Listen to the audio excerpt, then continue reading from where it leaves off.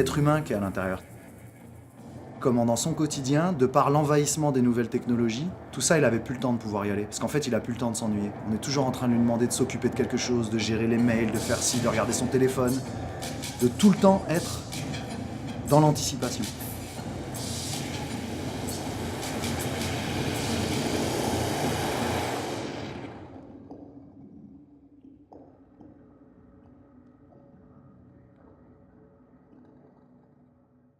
Tout de suite, j'ai une porte qui s'ouvre dans ma tête. Pendant 15 secondes, j'ai une vision. Mais j'ai une vision hyper précise de toute une pièce.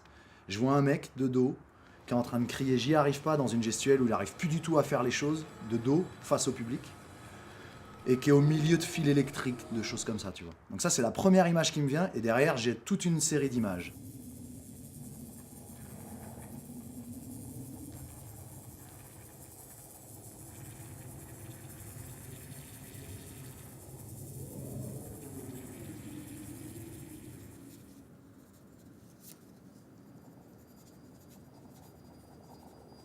Je peux toujours avoir des idées de pièces, mais j'aime pas faire les pièces parce que j'ai la position pour les faire. J'aime bien faire les pièces parce que c'est nécessaire que je le fasse. Pour moi, c'est ça l'art. Donc là, j'avais ma nécessité. Je me dis, bon, bah, je vais prendre un papier et un crayon, puis je vais noter.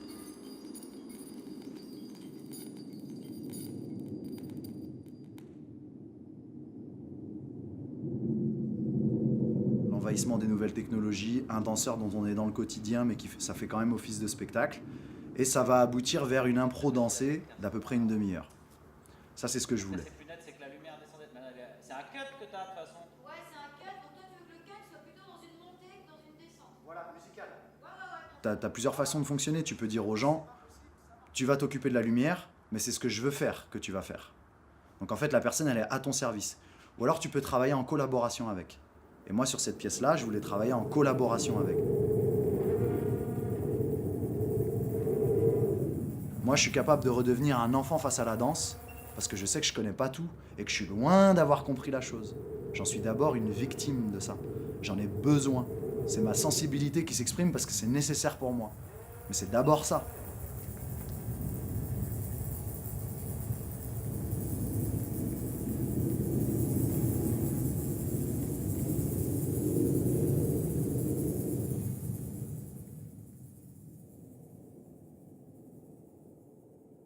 J'aurais bien aimé avoir reçu une formation académique autour de la notation ou comment écrire sa danse, parce que je te jure que c'est parfois, mais juste tu t'arraches les cheveux quoi.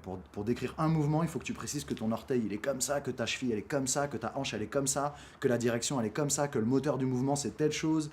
Bref, tu vas écrire 5 phrases pour un mouvement que tu vas faire en une fraction de seconde.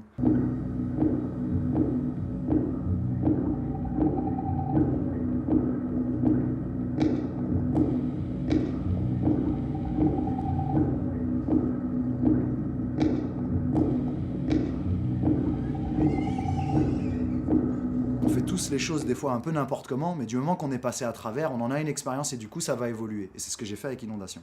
C'est que même si vous comprenez pas, même si vous voyez autre chose, même si ça vous a pas plu, en fait je m'en fous, vous l'avez goûté la pièce.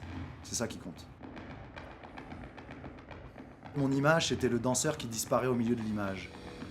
Parce que malheureusement, j'ai tendance à croire que dans le spectacle vivant aujourd'hui, les gens, ils peuvent pas faire autrement. Ils se retrouvent à énormément comparer leurs expériences virtuelles à leurs expériences réelles. Et je rivaliserai jamais avec une expérience virtuelle. C'est un sujet de société, mais qui est déguisé en fait. Parce que mon job, c'est pas que tu payes 20 balles pour que je te fasse la morale. Ça m'intéresse pas. C'est du spectacle.